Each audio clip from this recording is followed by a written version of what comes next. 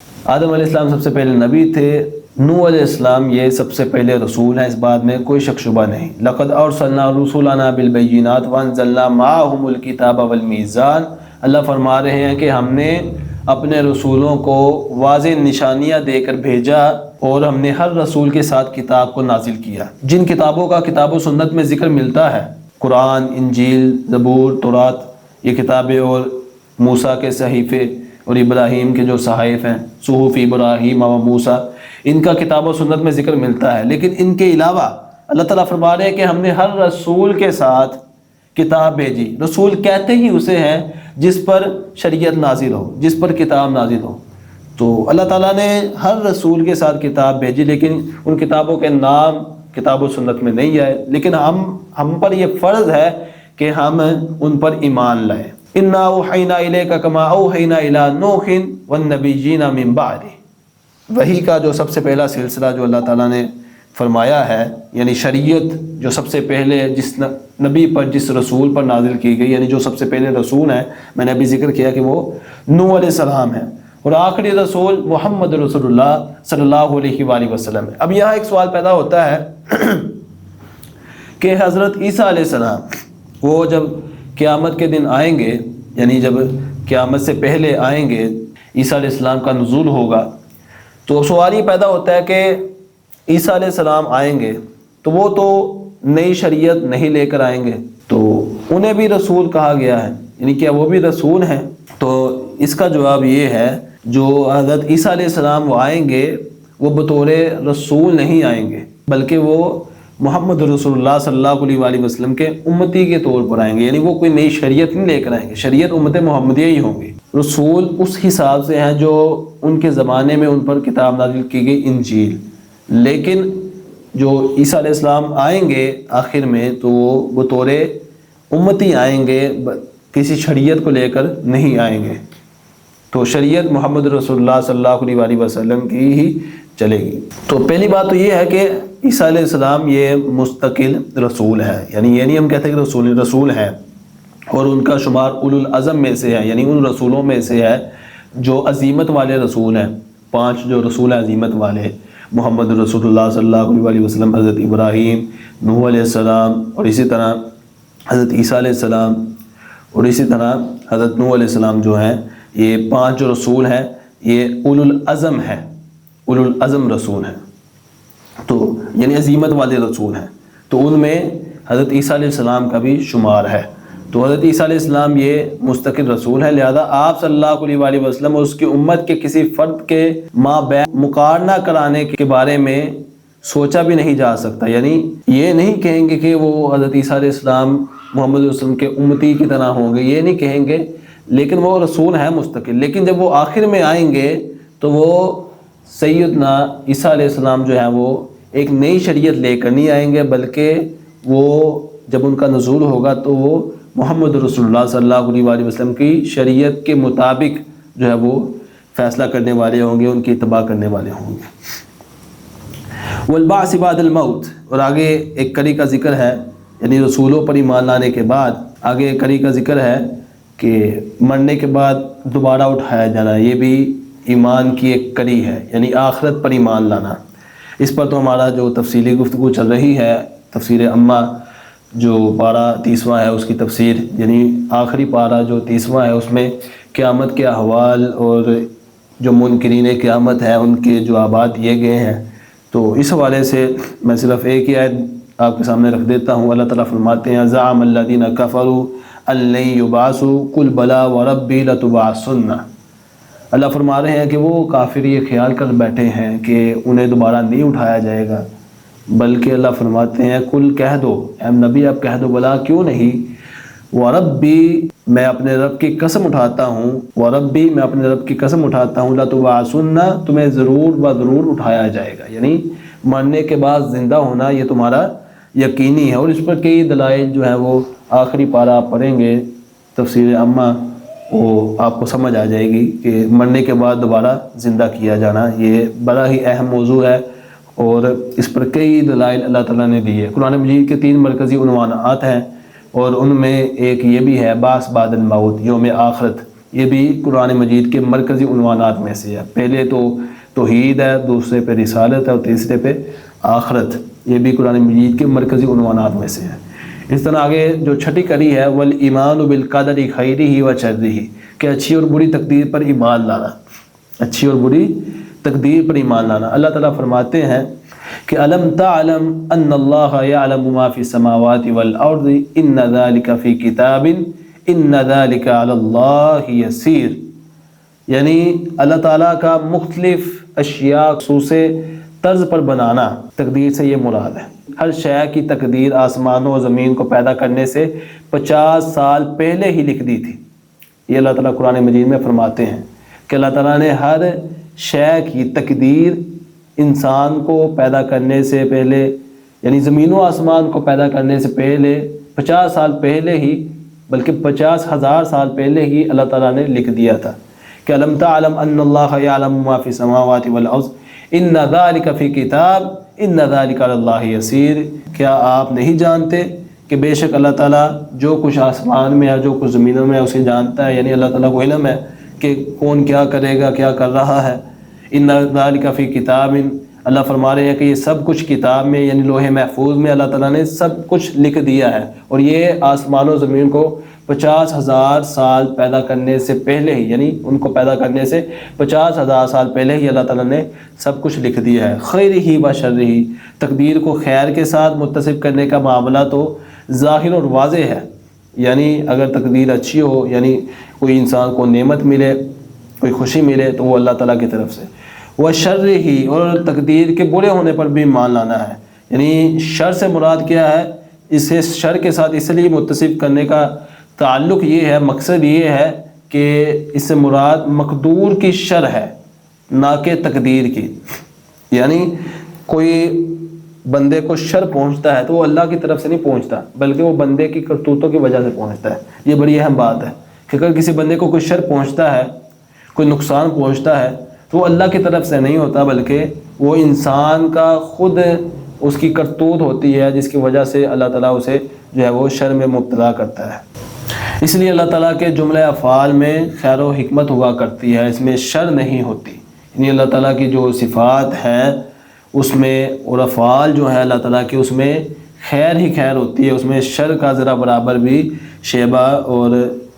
عنصر موجود نہیں ہوتا۔ اللہ فرما رہے ہیں کہ ظاہر الفساد فی البر والبحر بما کسبت ایدی الناس لیذیقہم بعد الذی عملوا لعلہم یرجعون۔ اللہ فرما رہے ہیں کہ یہ جو انسانوں کو ان کو شر جو پہنچتا ہے، ان کو جو فساد پہنچتا ہے، یہ ان کے ہاتھوں کی کمائی ہے، یعنی شر کی نسبت اللہ تعالیٰ کی طرف نہیں کی جائے گی، خیر کی نسبت یہ اللہ تعالیٰ کی طرف کی جائے گی۔ جو انسان کو شر پہنچتا ہے، یہ انسان کی اپنی کرتوتیں ہیں، یہ اپنے اس کے گناہ، اپنا اس کا فساد ہوتا ہے، جو اللہ فرما رہا ہے کہ بما کسبت ایدی الناس، یہ لوگوں کے ہاتھوں کی کمائی ہے، یعنی جو ان کو فساد، جو یہ زلزلوں کا آنا، یہ بڑی بڑی مصیبتوں کا آنا، یہ اللہ فرما رہے ہیں کہ یہ ان کے ہاتھوں کی کمائی ہے، ان کی اپنی حرکات کی وجہ سے، اپنی کرتوتوں کی وجہ سے۔ اسی طرح زانی کی حد کا معاملہ ہے کہ اگر وہ غیر شادی شدہ ہو تو اسے 100 کوڑے لگائے جائیں گے اور اسے 1 سال کے لیے جلا وطن کر دیا جائے گا۔ اب تو اس میں کوئی شک نہیں ہے کہ یہ سزا اس کے لیے شر ہے، مگر چونکہ یہ اس کے گناہ اور اس کا کفارہ ہے، لہذا یہ اس کے لیے اس اعتبار سے خیر بھی ہے، یعنی اگر زانی جو ہے وہ زنا کرتا ہے تو اسے جو سزا ملے گی اس کا کفارہ ہوگی بطور، یہ اس کے لیے ایک انداز میں شر بھی ہے اور ایک انداز میں یہ خیر بھی ہے، ایک لحاظ سے شر بھی ہے، ایک لحاظ سے خیر بھی ہے۔ تو المختصر کہنے کا مقصد یہ ہے کہ جو شر ہے، شر کی نسبت اللہ تعالیٰ کی طرف نہیں کی جائے گی۔ مثال کے طور پر یہ بیماری کا آ جانا اور یہ مثلا اگر زانی جو زنا کرتا ہے تو اسے جو کفارہ ہوتا ہے، یعنی اسے 100 کوڑے لگائے جائیں گے، اگر غیر شادی شدہ ہے تو اسے ایک سال کے لیے جلا وطنی کر دیا جائے گا، تو یہ اس کے لیے شر ہے، لیکن اس میں خیر ہے۔ اسی طرح کوئی کسی کو بیماری پہنچتی ہے تو وہ انسان کے لیے شر ہوتی ہے، لیکن اس میں ایک قسم کی خیر بھی ہوتی ہے، جیسا کہ حدیث ہے، کائنات کی ماں فرماتے ہیں کہ جو بخار ہے، بخار وہ تمہارے گناہوں کو اس طرح مٹا دیتا ہے جس طرح لوہار کی بٹی سے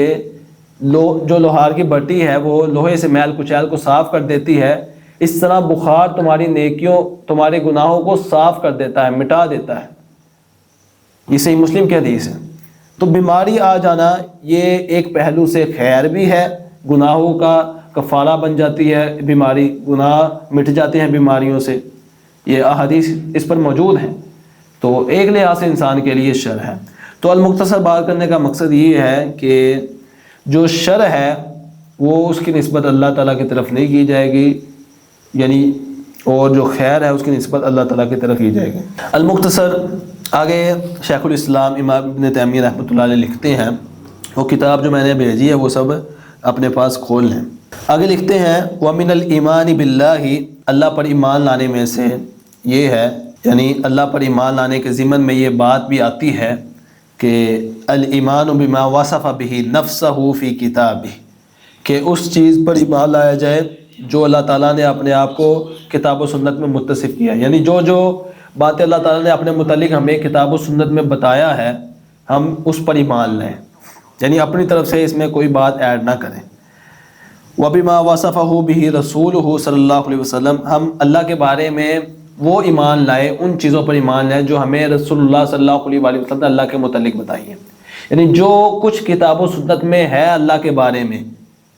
ہم اس پر ایمان لائیں، ہم پر ایمان لانا یہ واجب ہے، فرض ہے۔ اس کے علاوہ کتاب و سنت کے علاوہ ہم اللہ کے بارے میں کچھ نہیں کہہ سکتے، یعنی جو کتاب و سنت میں اللہ تعالیٰ کی صفات کے بارے میں آیا ہے کہ اللہ تعالیٰ کے ہاتھ ایسے ہیں، اللہ تعالیٰ کے پاؤں ایسے ہیں، یعنی جو کتاب و سنت میں آیا ہے، اگر کتاب و سنت میں کیفیت بیان نہیں ہوئی تو ہم نے کیفیت بیان نہیں کرنی، ہم نے مثال نہیں دینی۔ آگے شیخ الاسلام لکھتے ہیں کہ من غیر تحریف، بغیر تحریف کے اللہ پر ایمان لانا ہے۔ ایمان باللہ یہ ہے کہ بغیر تحریف کے اللہ پر ایمان لایا جائے، اللہ کے جو اسماء و صفات ہیں بغیر تحریف کے ان کو مانا جائے، یعنی عدل بدل نہ کیا جائے، یہ نہیں کہ انما نطعمکم لوجہ اللہ۔ اب یہ آیت ہے، بعض لوگ اس کا ترجمہ کرتے ہیں کہ ہم اللہ کی رضا کے لیے، اللہ کی خوشنودی کے لیے قریبوں کو کھانا کھلاتے ہیں، حالانکہ یہاں لفظ کیا استعمال ہوا ہے، انما نطعمکم لوجہ اللہ، کہ ہم اللہ کے چہرے کے لیے، صفت وجہ اس کو ذکر نہیں کرتے، بعض لوگ اس کا ترجمہ کرتے ہیں کہ اللہ کی رضا کے لیے، یعنی جو صفت وجہ ہے اللہ تعالیٰ کی کہ اللہ تعالیٰ کا چہرہ ہے، بعض لوگ اس کو نہیں مانتے، اللہ تعالیٰ کے چہرے کو نہیں مانتے، یہاں چہرے سے مراد کہتے ہیں کہ اللہ کی رضا، اللہ کی خوشنودی، حالانکہ چہرہ ترجمہ کیا جائے، جو کتاب و سنت میں اللہ تعالیٰ کی صفات آئی ہیں انہیں من وعن اسی طرح مانا جائے، من غیر تحریف، بغیر تحریف کے بدلا نہ جائے اللہ تعالیٰ کی اسماء و صفات کو، نہ ہی ان کے معنی کو بدلا جائے، ولا تعطیل، اللہ تعالیٰ کے اسماء و صفات کا انکار نہ کیا جائے۔ تعطیل کہتے ہیں چھٹی کرنا، انکار کر دینا، کسی چیز کا انکار کر دینا، یہ تعطیل ہوتی ہے۔ بغیر تعطیل کے اللہ تعالیٰ کی اسماء و صفات پر ایمان لایا جائے، اللہ پر ایمان لایا جائے۔ ومن غیر تکییف، بغیر کیفیت بیان کیے، یعنی یہ نہیں کہ اللہ تعالیٰ آسمان دنیا پر آتا ہے، یعنی وہ جو حدیث ہے کہ ثلث اللیل، جب رات کا تہائی حصہ ہوتا ہے تو اللہ تعالیٰ آسمان دنیا پر آتا ہے، کہتا ہے کہ کوئی ہے مجھ سے مانگنے والا، کوئی ہے گناہ گار مجھ سے توبہ کرنے والا، میں اس کی توبہ کو قبول کروں۔ اللہ تعالیٰ آتا ہے، کہتا ہے تہجد کے وقت۔ تو اب یہ کوئی انسان کہے کہ اللہ تعالیٰ عرش سے اس طرح اترتا ہے جس طرح انسان سیڑھیوں سے اترتا ہے، تو یہ اللہ تعالیٰ کے بارے میں کیفیت یہ نہیں ہم بیان کر سکتے، بغیر تکییف، بغیر کیفیت بیان کیے ہوئے ہم نے اللہ تعالیٰ کی اسماء و صفات کو ماننا ہے جو کتاب و سنت میں آیا ہے۔ ولا تمثیل، مثال نہیں بیان کرنی، کوئی کہے کہ انسانوں کے جس طرح ہاتھ ہے، نعوذ باللہ اسی طرح اللہ تعالیٰ کے ہاتھ ہے، مثال نہیں بیان کی جا سکتی، کیونکہ وجہ یہ ہے کہ ہم نے اللہ تعالیٰ کو دیکھا ہی نہیں، ہم نے اللہ تعالیٰ کو دیکھا ہی نہیں ہے۔ کتاب و سنت میں جتنی باتیں آ گئی ہیں ہم صرف انہیں مانیں، اگر ہم نے اللہ تعالیٰ کا دیدار ہی نہیں کیا تو پھر ہم اپنی طرف سے اندازہ کیسے لگا سکتے ہیں کہ اللہ تعالیٰ کے ہاتھ ایسے ہیں، پاؤں ایسے ہیں، اللہ تعالیٰ کا چہرہ ایسا ہے؟ ہم خود بخود اندازہ نہیں لگا سکتے، ہم نے وہی ماننا ہے جو کتاب و سنت پر آ گیا ہے، باقی ہم نے خاموشی اختیار کرنی ہے۔ سوال کرنا بھی بدعت ہے۔ امام مالک سے پوچھا گیا کہ اللہ تعالیٰ